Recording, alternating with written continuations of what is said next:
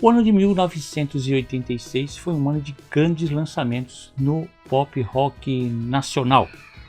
Nesse ano foram lançados grandes álbuns como o 2 da Legião Urbana, o Selvagem do Paralamas do Sucesso, o Vivendo e Não Aprendendo da Banda Ira e o Rádio Pirata ao Vivo do RPM. E nessa leva de grandes álbuns que agitaram as rádios da época, a banda paulista Titãs lançou o sensacional, o mágico, o aclamado Cabeça Dinossauro. Esse álbum é muito bom. A rapaziada mais nova não sabe o sucesso que esse álbum teve. O Cabeça Dinossauro foi lançado no dia 25 de junho de 1986 e, igualmente como seus dois primeiros álbuns, o Titãs de 1984 e o Televisão de 1985, ele trazia estilos variados de música, como o reggae, funk, pop rock, mas diferente deles, o Cabeça Dinossauro fazia duras críticas às instituições, como o Estado e ao capitalismo selvagem. Tudo isso cantado e gritado com muita energia. E se você quiser que a gente conte a história de um grande álbum que você curta, é só você fazer como o Caio Bravin, o Fernando Mangueira, saudade de trabalhar contigo, cara, o Jair Célio, o Panela Pressão e o Valdiniz Diniz. É só você mandar pra gente, quem sabe o seu pedido vira um vídeo. Então agora nós vamos contar a história desse maravilhoso Cabeça Dinossauro inteirinha pra você, meu amigo. Tá começando o Vida Vitrola.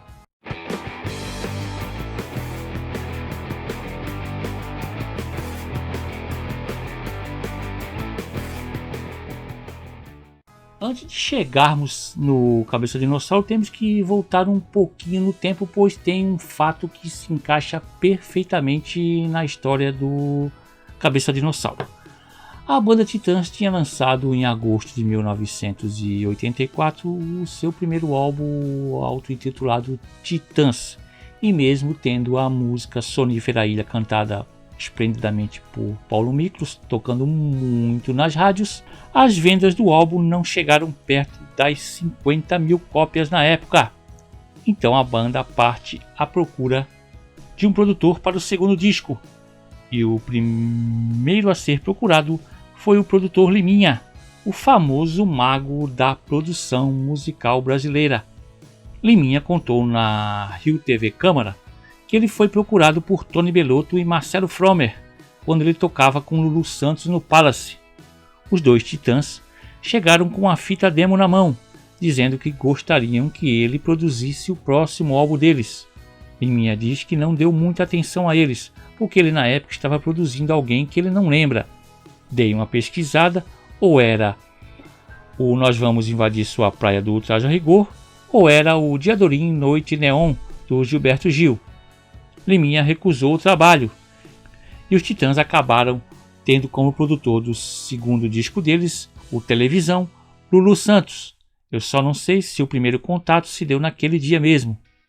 Segundo disco gravado, em uma entrevista para a Folha de São Paulo no dia 19 de junho de 1985, na semana de lançamento do álbum, eles sentam a lenha no Liminha, dizendo que ele pasteurizava os discos que produzia e todos os álbuns produzidos por ele tinham o mesmo som.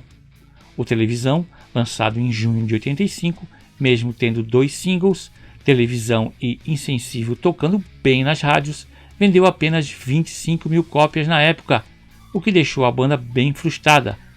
Nando Reis lembra que o pecado que eles cometeram nos dois primeiros discos, mesmo que sem querer, era que ninguém tinha a menor ideia do que estava acontecendo no palco com aquele monte de caras feios, maquiados, trocando de roupa, sem porta-voz, sem mensagem clara. As pessoas não entendiam e não gostavam de não entender. Não havia uma referência explícita para o nosso som. Eram milhares de informações que a plateia tinha que processar ao mesmo tempo. A banda continua o ano de 1985 fazendo shows, uma quantidade boa de shows, participando de programas de auditório, mas numa madrugada do mês de novembro de 1985 acontece um fato que iria mexer muito e abalar as estruturas de uma banda que ainda não tinha se firmado no mercado. Fato esse que praticamente decretaria o fim de qualquer banda iniciante. Segundo o ótimo livro Dias de Luta, o rock no Brasil dos anos 80 de Ricardo Alexandre, às 2 horas da manhã do dia 13 de novembro de 1985, Tony Bellotto trafegava em um táxi, tinha pegado um táxi e o táxi estava trafegando pela Avenida Paulista, perto ali do Parque Trianon, quando foi parado por uma viatura policial que participava de uma operação que visava coibir assaltos contra taxistas, crime que era muito comum na época. E quando foram fazer a revista no táxi, era um táxi, um Fusca, os policiais encontraram um papelote de heroína que o Tony Bellotto confessou ser dele. Foi levado ao distrito policial da Consolação, foi passar por um interrogatório e não se sabe se numa mistura de nervosismo, por estar passando por uma situação daquela, ingenuidade também, por nunca ter passado por um interrogatório, era um cara jovem ainda, bem jovem. O Tony diz que quem passou para ele a droga foi o seu colega de banda Arnaldo Antunes.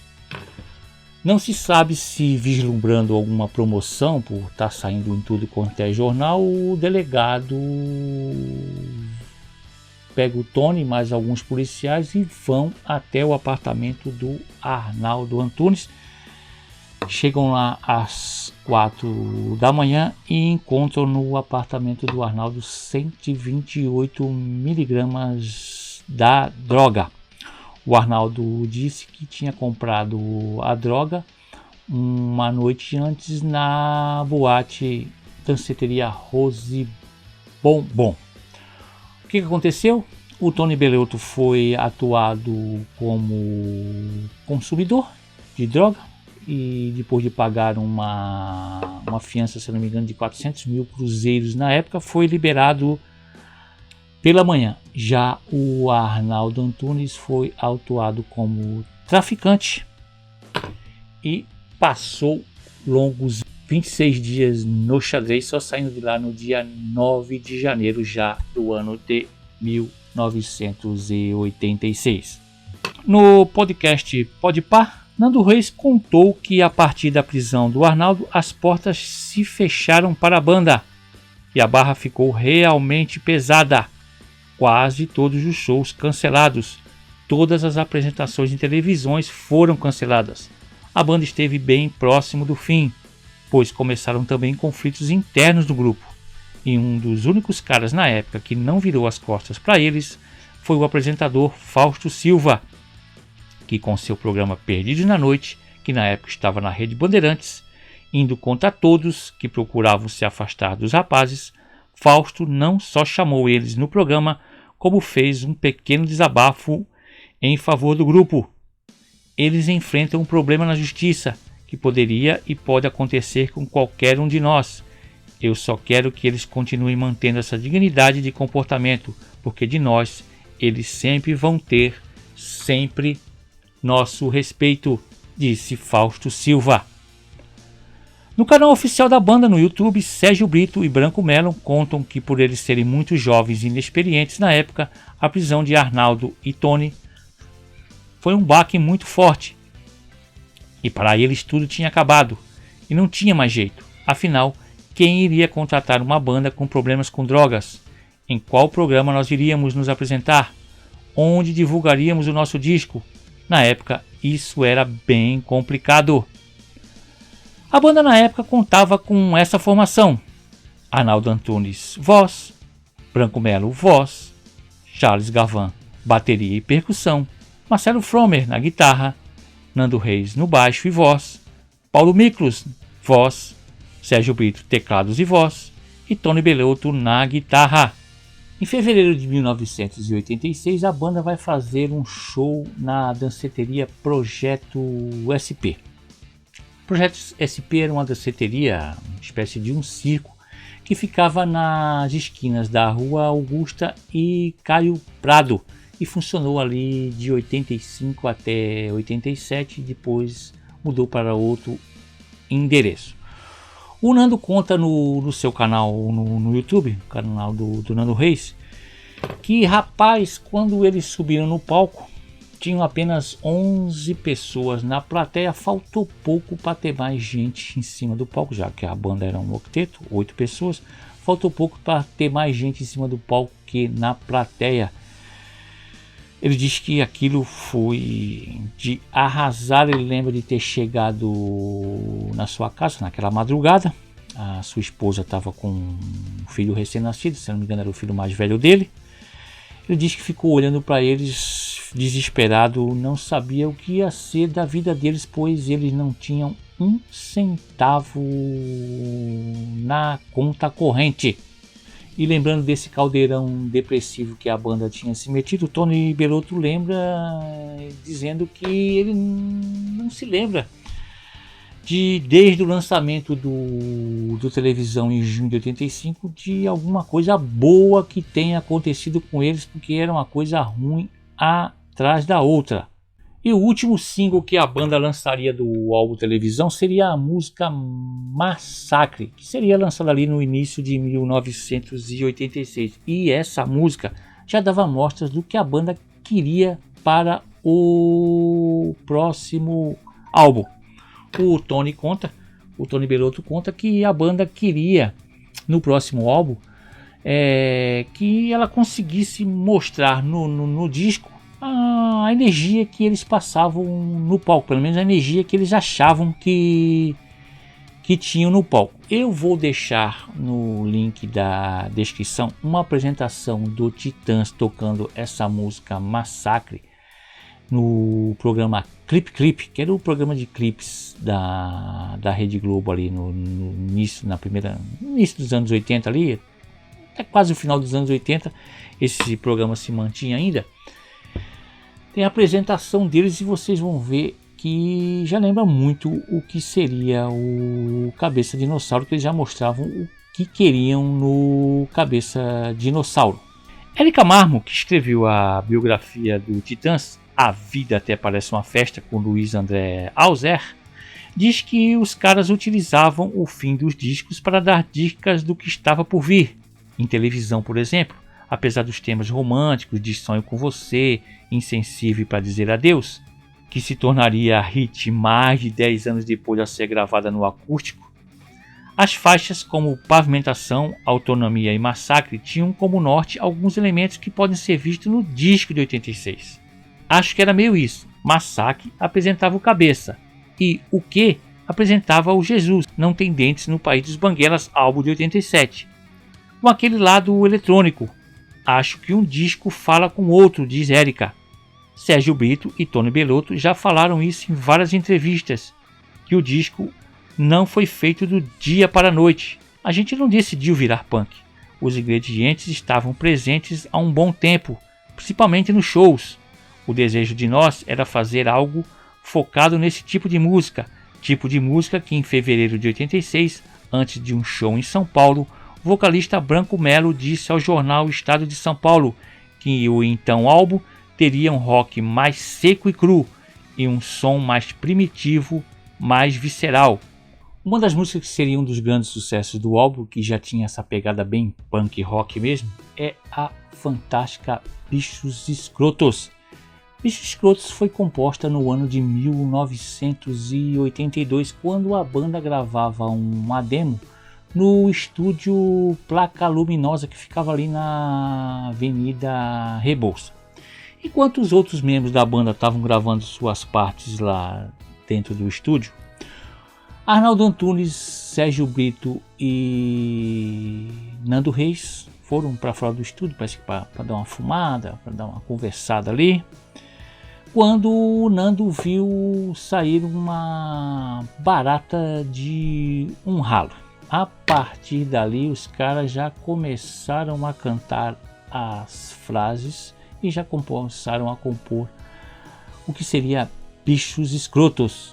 E segundo Nando, a música usa os bichos citados na letra, como baratas, ratos, pulgas, como metáforas dos próprios Titãs, que se afastavam dos padrões morais e musicais da época. A partir dali, desse dia, a música começou a ser cantada em todos os shows do grupo. E tem uma história bem legal que envolve Bichos Escrotos e o Paulo Miklos, e foi no dia do casamento do vocalista, do Paulo. Dois ali, casamento, teve a festa, os pombinhos foram para a casa deles, que segundo o Nando ficava no bairro dos Perdizes, parece que na rua Caiovis. E os pombinhos estão lá no quarto, no bem bom, quando de repente, bem embaixo da janela deles, começa uma serenata aos gritos de alguém cantando Bichos Escrotos. Um Paulo Miklos enfurecido abre a janela e quem estava lá do outro lado, totalmente embriagados, estava o Brito, o Arnaldo e o Nando. O Paulo expulsou eles, gritando que eles estavam loucos, que foram atrapalhar quando ele estava ali no bem bom com a então noiva Raquel. A sonoridade da música era bem diferente da que foi pro Cabeça Dinossauro. Você pode comprovar isso assistindo o documentário do Branco Melo, A Vida Parece Uma Festa, um documentário maravilhoso que conta a história da banda do Titãs. Eles aparecem cantando essa música e o arranjo era bem diferente do que foi para o Cabeça Dinossauro, já que a versão que foi para o álbum tem uma levada bem funk, comandada pelo brilhante baixo de Nando Reis. E Bichos Escrotos já era para ter entrado no primeiro álbum dos caras, no debut deles de 1984. O problema foi que a gravadora achou melhor não colocar essa música porque os caras não queriam tirar o Vão Se Fuder da música. Então, temendo que a censura na época riscasse a faixa com prego, houve casos de muitos artistas que tinham a faixa riscada com prego para não estragar o trabalho. Foi melhor ter deixado ela de fora do álbum porque os caras não queriam tirar o Vão Se Fuder da música e continuaram cantando ela nos shows. Finalmente, em 1986, ela foi gravada, mas ela não podia tocar nas rádios, sob pena de multa. No canto direito, na parte de baixo do álbum, você pode encontrar essas informações. A música Bichos Escrotos tem a radiodifusão e execução pública proibidas em virtude de ter sido vetada pelo Departamento de Censura e Diversão Públicas. O interessante é que o motivo pela qual ela sofreu essa repressão é o uso de um palavrão no refrão. Isso nos dias de hoje pode parecer estranho, mas na época era assim que as coisas aconteciam. A surpresa foi quando muitas rádios decidiram pagar a multa para poder tocar a música. Os pedidos dos ouvintes eram tantos que era preferível pagar a contrariar a audiência.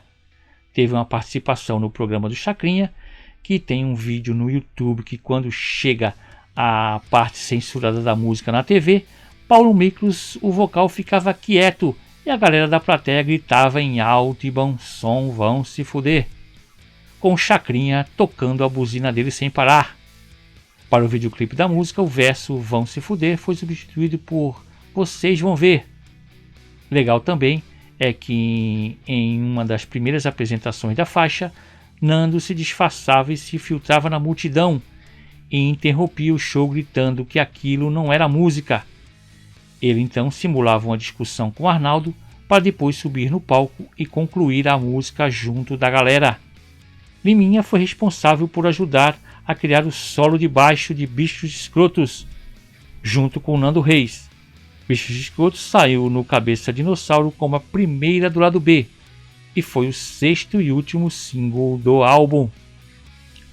Os Titãs estavam pressionados naquele momento, pois o futuro álbum era o último previsto no contrato da banda com a gravadora.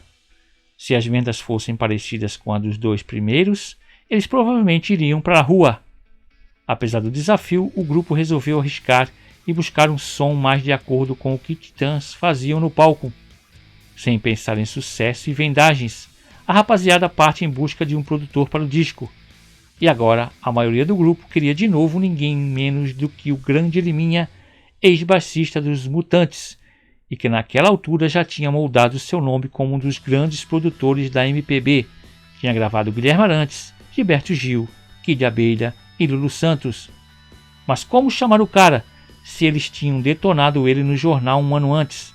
A rapaziada passou um óleo de peroba na cara e, sabendo que o produtor estava no prédio da gravadora em São Paulo, partiu para o encontro e fazer as pazes com Liminha. O produtor Liminha lembra que estava na sala dele, ali onde ficava a Warner, estava com a filha dele no colo. Ele falou que do nada entrou pela porta aqueles 8 caras esquisitos, todos eles vestidos de pretos, com os cabelos muito esquisitos, e chegaram na mesa para ele: aí, vamos trabalhar junto, queremos trabalhar junto. E ele conta que na época ficou sabendo que o Sérgio e o Branco tinham falado mal dele no jornal, mas ele queria trabalhar com eles, tinha vontade de trabalhar com o Titãs, tinha vontade de trabalhar com os caras queriam trabalhar com ele, e ele acha que foi meio molecagem deles na época, pelo menos é o que ele acha. E enquanto a banda faz os preparativos ali, acerta com o produtor, vamos lembrar de outra música que já estava pronta bem antes dos preparativos para o Cabeça Dinossauro. E é a música Homem Primata.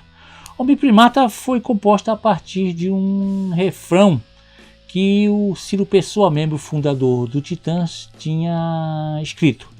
Então Nando Reis, o Sérgio Brito e o Marcelo Fromer pregaram aquele refrão Homem Primata, Capitalismo Selvagem e compuseram o restante da música. A gravação do clipe de Homem Primata teve cenas dentro no zoológico de São Paulo, dentro de uma jaula de animais ali para ilustrar a música. A banda diz em entrevista que eles compuseram ela pensando no Lulu Santos cantando ela, que diz que várias músicas dele, sempre quando eles faziam a composição, eles pensavam em dar para algum artista, e Homem Primata era uma música que eles pensavam em ter o Lulu Santos cantando ela. E ela foi inscrita num festival da Globo, naqueles festivais de música que a Globo tinha, mas parece que a comissão julgadora não aprovou a participação de Homem Primata. Por que será, né? Homem Primata saiu como o quarto single do álbum, isso lá já em 1987, fez um sucesso muito grande, cantada brilhantemente na voz de Sérgio Brito, e saiu no álbum como a terceira do lado B. Estado de Violência é de autoria do batera Charles Gavan, que tinha oferecido ela para a sua antiga banda, o Ira. O Ira chegou a tocar ela em alguns shows. Vou colocar o link do Ira tocando ela em 1984 na boate Heavy Metal, uma tradicional casa de shows que tinha em Santos, São Paulo, na época. Vocês vão notar que a letra é bem diferente e o arranjo bem estranho. A música se chamava Homem Palestino. Então Charles, aproveitando aquele momento ruim que a banda estava vivendo, compôs a letra dela. Logo depois, ele mostrou ela para Nando, que o ajudou a dar uma arrumada na música e principalmente no arranjo. E o resultado ficou muito bom. A faixa tem um ritmo baseado no funk americano, mas o importante dela é a letra, que fala por si só. agonizante e uma forte crítica aos moldes do sistema. E é claro que Charles fala da situação que os amigos tinham e estavam passando. Estado Violência é cantada com primor por Paulo Miklos e está no álbum como a quinta do lado A da bolacha. Finalmente, nos primeiros dias de março, a banda vai para o Estúdio nas Nuvens, famoso estúdio montado por Liminha, Gilberto Gil e outros sócios. O material musical do álbum estava pronto antes da banda entrar em estúdio, pois eles já tinham gravado uma fita demo com as músicas que entrariam no disco, e uma boa parte delas foi para a bolacha com poucas modificações. Essa fita tinha sido gravada em 2 dias em estúdio no bairro da Pompeia, em São Paulo. Como Liminha era diretor da Warner e não estaria no estúdio em tempo integral, o grande Pena Schmidt, que já tinha produzido o primeiro álbum deles, tinha coproduzido junto do Liminha o fantástico Nós Vamos Invadir Sua Praia do Traje a Rigor, Magazine, Ira e muitos outros, e Vitor Farias, que produziu Ira, Jorge Ben e outros, foram chamados para coproduzir o Cabeça Dinossauro, que tem como significado o cabeça, o racional, e o dinossauro, o primitivo. A primeira música a ser gravada no Estúdio nas Nuvens naquele mês de março de 1986 foi a malucaça AAUU. Vamos chamar ela assim de AU. Sérgio Brito, um dos compositores da música, diz que ela foi composta no apartamento do guitarrista Marcelo Fromer. Os dois estavam ali preparando alguma coisa para comer e começaram a falar palavras soltas lá, começaram a cantar alguma coisa e a U foi saindo naturalmente. Até o baterista Charles Gavan, no canal do baterista Gilson Naspolini, diz que a U não é nem uma frase, não quer dizer nada, mas mesmo assim caiu no gosto da galera. Surpreendentemente, a banda queria que a U fosse o primeiro single do álbum do Cabeça Dinossauro. A gravadora, lógico, não gostou nada da ideia, pois eles temiam, pois a música não era nada radiofônica, eram gritos AU, e com certeza não ia tocar na rádio e o público não aprovaria a canção. Mas a rapaziada bateu o pé e ela saiu como o primeiro single. No início o resultado não estava muito bem não, porque as rádios estavam boicotando, ninguém queria tocar aquilo. Tem até um caso muito famoso que a banda sempre em entrevistas comenta, principalmente o Nando Reis, já viu uma entrevista o Nando Reis falando sobre esse caso. Um DJ, um radialista da Rádio Cidade de São Paulo, eles não lembram se ele fez esse comentário antes ou depois de tocar a música, que falou no ar: até eu que não sou músico faço uma coisa melhor do que essa. Essa música não vale nada, não presta. E o nome do cara eles preferem não divulgar. Parece que é um cara famoso na época. As coisas só mudariam quando em uma noite de domingo o programa Fantástico, que na época tinha uma audiência gigante, exibiu o clipe da música AU. E no outro dia a moçadinha que tinha assistido e gostado não parava de ligar para as rádios do Brasil inteiro pedindo AU. A partir dali ela estourou e virou até trilha sonora da novela Hipertensão da Globo. Isso a partir de outubro de 86. AU foi o primeiro single do Cabeça Dinossauro e está no disco como a segunda do lado A do Bolachão. Liminha conta que a princípio parecia que o trabalho não daria muito certo, pois, como ele diz, havíamos acabado de gravar o Ultraje com os caras super divertidos, logo depois os Paralamas com os Selvagens, todos boa gente, astral lá em cima. Aí chegam os Titãs, isso aqui virou um manicômio, lembra Liminha se referindo às agradáveis instalações nas nuvens. O Arnaldo com a cabeça raspada até a metade, a banda sentada aos pares olhando para o infinito, um negócio esquisitíssimo, e a gente não se falava direito.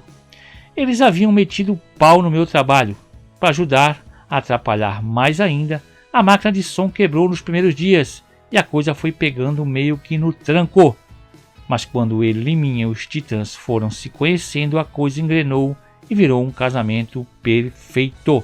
A faixa título do álbum Cabeça Dinossauro foi composta enquanto a banda estava em turnê no interior do Rio Grande do Sul. Estavam no ônibus e o Paulo Miklos conta que estava numa ressaca danada, estava sentado ali, parece, na frente do ônibus, estava com o violão ali e começou a dizer que a cabeça dele estava explodindo, estava com a dor de cabeça danada e começou a tocar alguma coisa no violão, cabeça dinossauro, e daqui a pouco já apareceu o Branco Melo, já se levantou gritando pança de elefante, que depois eles mudaram para pança de mamute, e veio correndo lá do fundo do ônibus o Arnaldo gritando espírito de porco, e dentro de poucos minutos estava composta a cabeça dinossauro.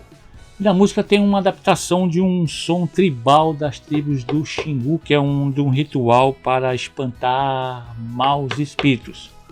O clipe da Cabeça Dinossauro foi gravado no Mato Grosso, quando a banda estava tocando por lá. E eles foram na Chapada dos Guimarães, os caras passaram barro no corpo deles inteiro e foi tudo filmado por Branco Melo, que filmava tudo, tanto que o documentário da banda, as imagens todas são do Branco Melo. O Branco Melo filmou tudo e é o clipe do Cabeça Dinossauro que você está vendo ali, tudo no improviso, não foi nada, faz aquilo, faz isso. Rapaziada brincando ali numa cachoeira na Chapada dos Guimarães. A percussão na faixa Cabeça Dinossauro foi o Liminha que tocou. Depois de várias tentativas mais elaboradas, ele começou a improvisar tocando nas paredes, no chão e nas colunas do estúdio, numa espécie de transe. Assim que ele acabou, todo mundo disse imediatamente: "É isso aí, ficou do caralho". Nessa música não é especificamente um alvo. Não há um contexto político direto para a utilização dos nomes de animais e criaturas como metáforas. Tem os malucos que inventam que são políticos, que são capitalistas, mas tudo isso é pura invenção, igual como ver figuras em nuvens. Cabeça Dinossauro está no disco como a primeira do lado A. Uma coisa bem interessante sobre o Cabeça é que a música Polícia quase não entrou no disco, porque ninguém enxergou potencial nela em um primeiro momento. Polícia para quem precisa de polícia. Essa foi composta no período em que Tony Beleuto esteve preso. A forma como foi conduzida a investigação, a forma como ele e Arnaldo foram tratados pela polícia de São Paulo, terem perdido uma agenda de shows, tudo isso impactou forte o guitarrista que escreveu esse mega sucesso da banda. E como Tony não cantava no Titãs, quando ele apresentou Polícia para a banda, nenhum dos vocalistas se apresentou para cantar. Ninguém queria cantar. Quando Tony mostrou a música, mostrou no violão. Ela não parecia ser aquilo que na verdade era. A gente pode se enganar. Acho que não estávamos com os olhos abertos para ver suas virtudes, diz Brito. Tony tinha imaginado Paulo Miklos cantando, mas ele preferiu Estado Violência. Aí um Brito, grilado pelo fato de ele só estar cantando 2 músicas, enquanto o restante dos vocalistas já tinha 3. Com tudo isso, ele acabou ficando com Polícia, diz Beleuto, autor do hit. Foi aí que rolou um dos primeiros estranhamentos com Liminha, pois até na hora de colocar a voz em Polícia, ela foi meio que deixada de lado até pelo produtor. O Brito diz que na hora que ele foi colocar o vocal dele, ele ficou com muita raiva porque todo mundo já tinha cantado as músicas dele e disseram que ele só tinha 3 minutos para colocar a voz. E o Brito também diz que estava muito mais irritado porque parecia que o Liminha não estava nem ligando para o que estava acontecendo ali dentro do estúdio. Pois estava lá numa conversa ele e o Evandro Mesquita, vocalista da Brito, estavam lá numa conversa falando sobre pesca submarina, e o Sérgio Brito diz que parece que ele colocou mais raiva no vocal dele, enquanto estava lá o Liminha nem olhando para o que estava acontecendo, falando sobre pescaria com o Evandro Mesquita. E quando eles foram ouvir o resultado do que tinha sido colocado na música, o Sérgio disse que queria gravar de novo, porque ele achava que não estava bom, e a galera toda conseguiu convencer ele que na primeira ali, parece que ele estava com aquela raiva cantando Polícia, estava com raiva do Liminha, estava com raiva porque tinham dado pouco tempo para ele, e a galera convenceu ele que a primeira vez é que tinha ficado ótima, e realmente tinha. E na época do lançamento do álbum, o Tony, em entrevista, disse que seria ingenuidade uma pessoa dizer que um país não precisa de polícia para combater assaltantes, assassinos, ladrões, mas que na época que ele foi preso, ele não precisava de polícia quando ele foi preso. Episódio esse que inspirou a música Polícia. O mega sucesso Polícia foi o terceiro single do álbum e está no disco como a quarta do lado A.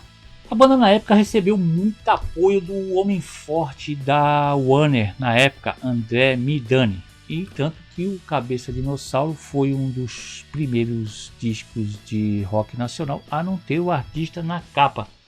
Não tem um artista na capa, além de que as primeiras 30 mil cópias desse sensacional Cabeça Dinossauro, as capas eram um papel fosco, um papel mais caro, além do álbum abrir para você conseguir ver fotos, letra das músicas.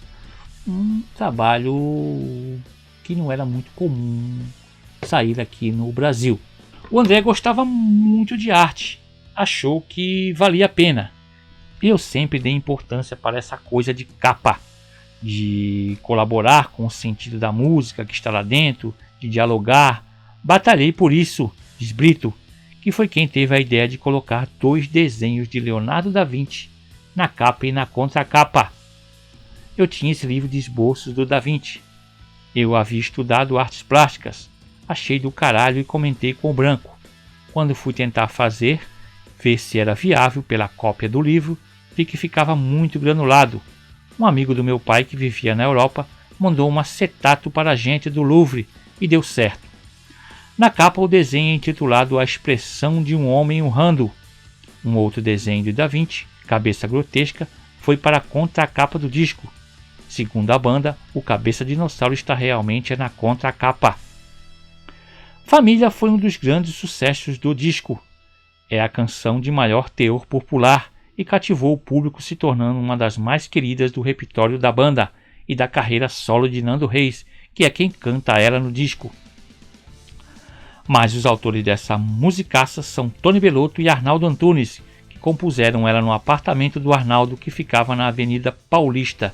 E a inspiração para a canção na época não foram os lares em que eles viviam, que eram entre sai danado de pessoas e nem cama tinha para se dormir. Família tem uma levada mais alegre em relação às outras faixas do disco e não chega a fazer uma crítica à definição do que é a família. Ela só aborda situações do cotidiano de uma típica família, com bebês chorando, mulheres com medo de baratas, filhos querendo sair de casa e etc. A versão original da demo era mais lenta, mas os produtores deixaram ela fluir mais rápido, mesmo com a banda não tendo gostado de imediato do resultado. Bellotto fala que o produtor deixou ela mais rápida e muito diferente do que os Titãs tinham na cabeça. No final, a gente viu que ele tinha razão e a música ficou ótima. Família não foi o primeiro som bem pra reggae da banda. Eles já haviam lançado as versões Querem Meu Sangue e Marvin no álbum anterior, mas Família caiu no gosto da galera.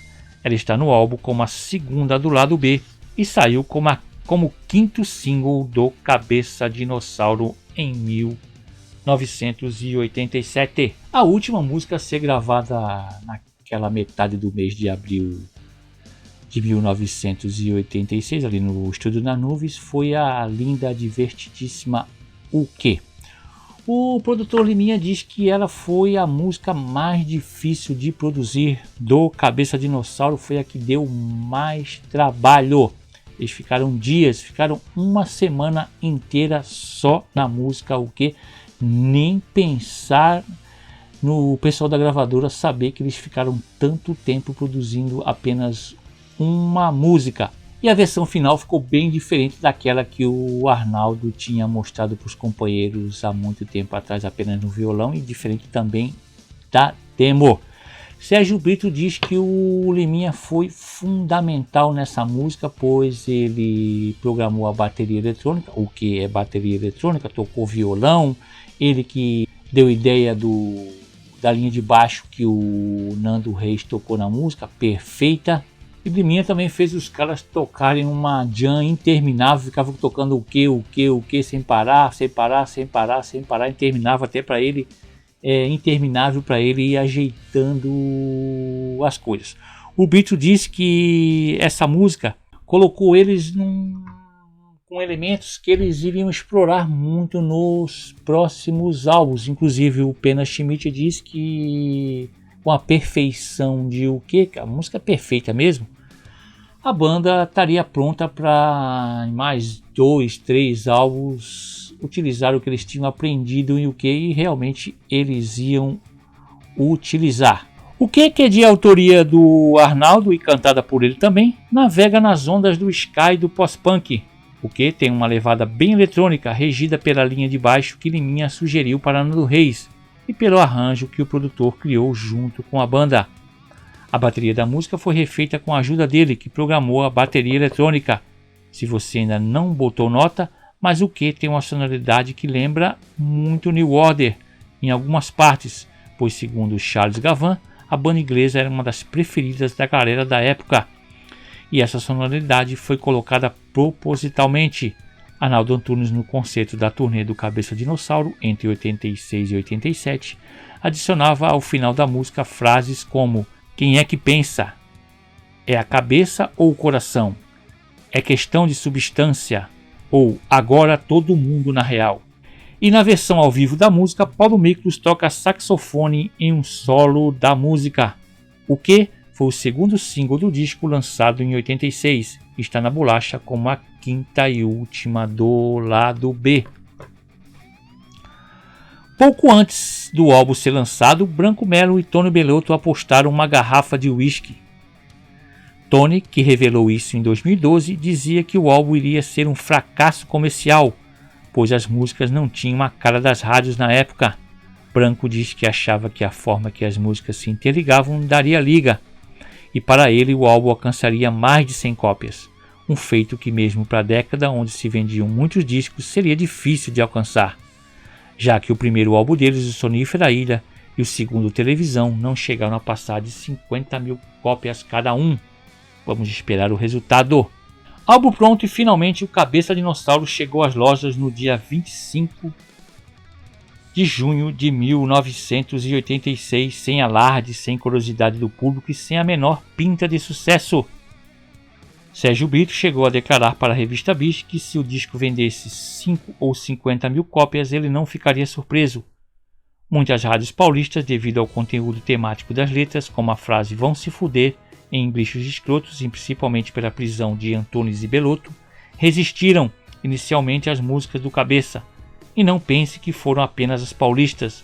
Segundo os próprios músicos, as rádios se recusaram a reproduzir as músicas do álbum, pois eram muito diferentes das que tocavam na época. A primeira música do trabalho, AU, por exemplo, foi um dos alvos, sendo boicotada em primeiro momento. A situação mudou depois que o programa Fantástico exibiu o clipe, e a galera começou a ligar sem parar pedindo a música. Foi aí que começou o boca a boca.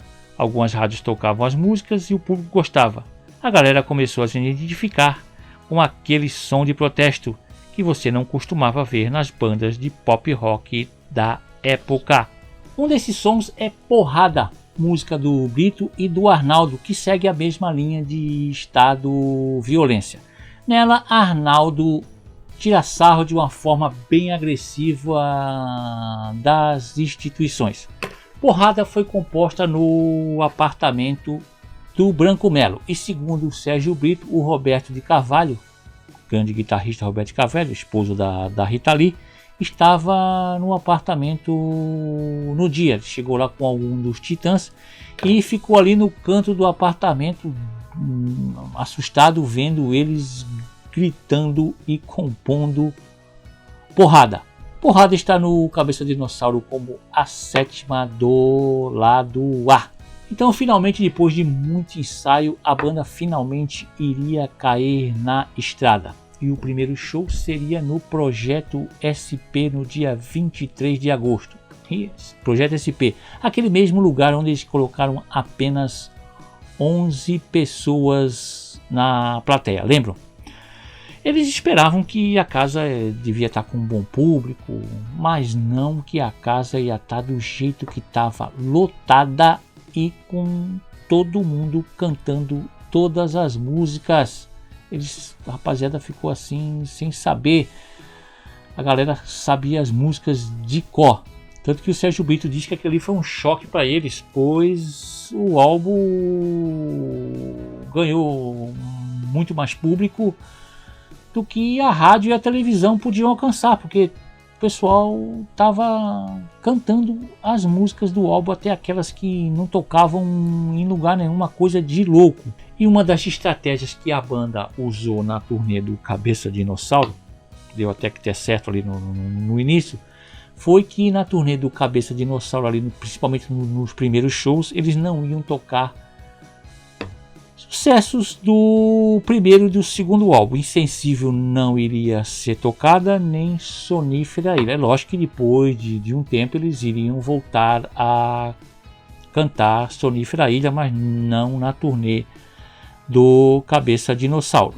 A partir daí as vendas do Cabeça de Dinossauro não paravam de aumentar, e em pouco tempo esse danado do Cabeça já tinha vendido muito mais do que os dois álbuns juntos.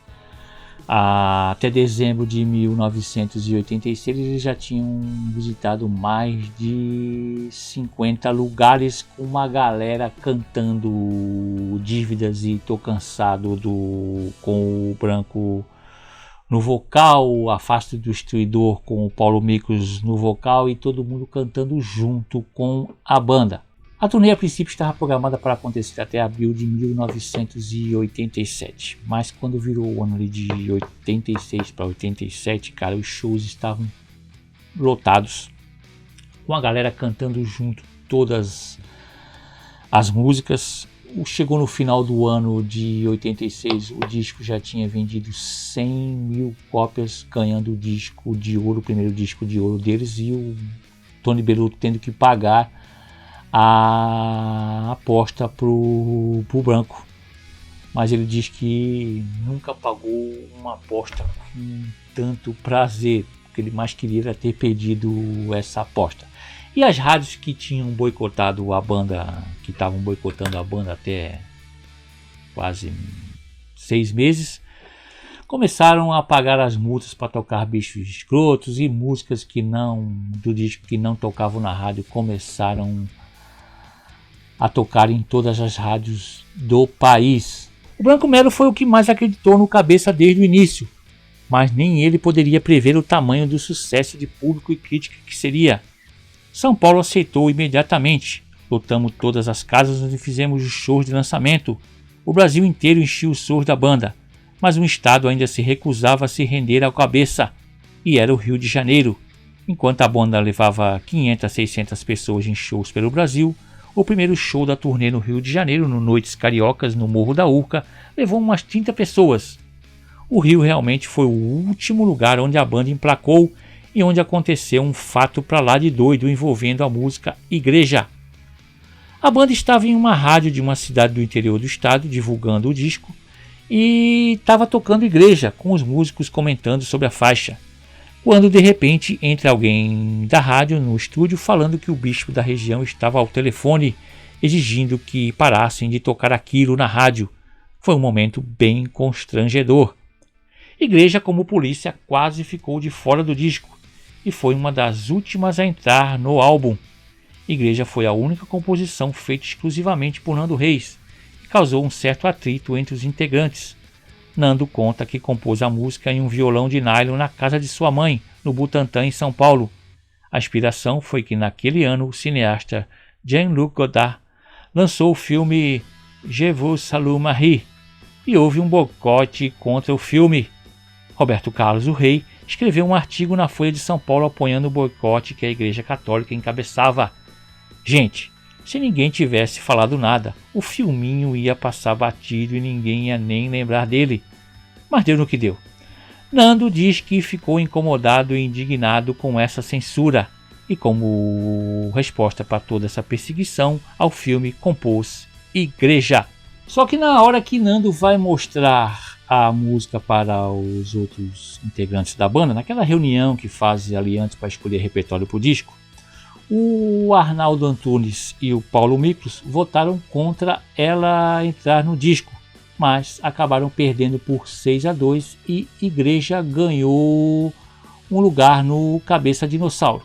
No dia 22 de junho de 1986, 3 dias antes do álbum ser lançado, saiu uma matéria no Estadão, no estado de São Paulo, onde o Nando Reis explica, dizendo que ele tinha estudado em colégio de freira, mas ele tinha perdido a confiança na igreja, que nem rezar ele rezava.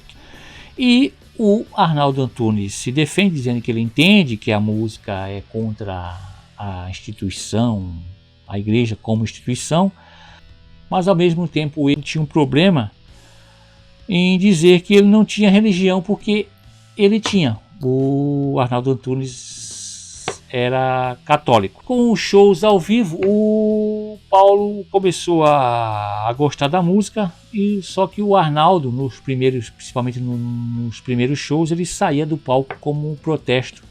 Ele saía do palco quando eles tocavam Igreja. Quando foram gravar, até o Liminha não apareceu no estúdio quando foram gravar Igreja. Igreja é a única música no álbum onde o Nando não toca contrabaixo. Quem toca contrabaixo nela é o Paulo Miklos e o vocal é do Nando Reis. A banda entra em 87 decidida a mudar o jogo no Rio de Janeiro, e foi a partir dos fatos que estão no livro A Vida Até Parece Uma Festa, que vamos narrar agora, que o disco e os Titãs ganharam o país inteiro. Víamos de sucessivos fracassos no Rio, lembrando Reis. Quando a coisa começou a esquentar no Brasil inteiro, notamos que era preciso tentar algo novo no Rio. Como não havia palcos disponíveis naquela primeira semana de fevereiro, foram marcadas 2 apresentações no Teatro Carlos Gomes, na Praça Tiradentes, que acabara de ser reformado. Dias 2 e 3, uma segunda e terça-feira. A casa estava lotada e cada música era saudada com verdadeiros urros. Festejava a crítica do Jornal do Brasil e, é claro, a banda. Branco diz que aquilo nos deu muita força. Dava vontade de chorar ao ver o pessoal cantando todas as nossas letras. O sucesso motivou a organização a agendar uma temporada maior, dias 11 e 15 de março de 87. Só que no sábado 14, a equipe de uma peça infantil em cartaz no mesmo espaço e no mesmo dia havia demorado para retirar os cenários, o que atrapalhou a montagem dos equipamentos dos Titãs e fez com que a apresentação da banda começasse mais tarde. Foi então que, enquanto a banda passava o som de Querem Meu Sangue, a multidão que se espremia do lado de fora, já sem paciência, ouvindo o som que vinha do palco, derrubou as portas principais e centenas de fãs invadiram o teatro e destruíram mais de 1000 poltronas, e acabou não tendo mais show. Beloto diz que de repente o encanto estava desfeito e o Rio de Janeiro era do Titãs. Ele diz aos risos que aquilo foi muito bom para eles. Eles passaram de shows cheios com 500, 600 pessoas a milhares de pessoas nos shows da banda. Em abril, a revista Isto É saiu com a matéria de capa dizendo que os Titãs eram uma das principais bandas que a juventude curtia, e acompanhou eles no mega show que eles fizeram no ginásio do Ibirapuera, no dia 28 de março, onde eles colocaram 10.000 pessoas no Ibirapuera, e aquela banda que tinha feito aquele show para 11 pessoas lá em fevereiro de 86, um ano depois, estava colocando 10.000 pessoas no Ibirapuera. Eu assisti um show da turnê do Cabeça Dinossauro, acho que foi no verão ali de 86 ali para 87, que foi num festival da Caneta Bic. Foi na Praia da Enseada. Vou falar para vocês que foi um show sensacional, a galera toda cantando junto com eles, as danças do Arnaldo e do Branco, um show à parte. E foi nesse show, o show do Cabeça de Dinossauro do Titãs, onde eu vi pela primeira vez a minha esposa, e eu só iria conhecer ela um ano depois. E a banda chegaria no final daquele ano de 1987 com o Cabeça de Dinossauro vendendo 250 mil cópias. Hoje já vendeu mais de 700 mil, apesar que os números são meio duvidosos ali, né? 250 mil cópias só do jeito que era. Estranho. Na comemoração de aniversário do álbum, em 2012, foi lançada uma versão com 13 demos do álbum, 12 que entraram no Cabeça de Dinossauro e uma que quase que entrou no álbum, Vai Pra Rua, que no lugar dela entrou a música Porrada. Inclusive a banda em 2012 se reuniu todo mundo ali e chegaram a tocar o álbum, sensacional, o álbum na íntegra. Infelizmente a banda hoje conta apenas com 3 integrantes desses que estavam na formação do Cabeça de Dinossauro. Só temos o Sérgio Brito, o Branco Melo e o Tony Belotto. O Arnaldo saiu em 1992, o Marcelo Fromer faleceu num acidente em 2001, o Nando Reis saiu em 2002, o Charles em 2010 e o Paulo Miklos em 2016. Acompanhando a banda hoje temos ainda o batera, o glorioso, o Mário Fábio, e o sensacional Beto Lee na guitarra, os dois como músicos de apoio. A banda lançaria em 1987, ainda lá no final do ano de 1987, o Jesus Não Tem Dente no País dos Banguelas. Um disco influenciado muito pela eletrônica, música O Que. Mas isso aí já é assunto para outro álbum. Espero que vocês tenham gostado desse vídeo. Se inscrevam, compartilhe com todos os seus amigos. Se quiser mandar um vídeo é só você fazer como o Caio Bravinho, o Fernando Mol Mangueira, trabalhei com esse cara, saudade dele, o Jair Célio, o Panela Pressão e o Valdiniz Diniz. Abraço, até o próximo vídeo, tchau!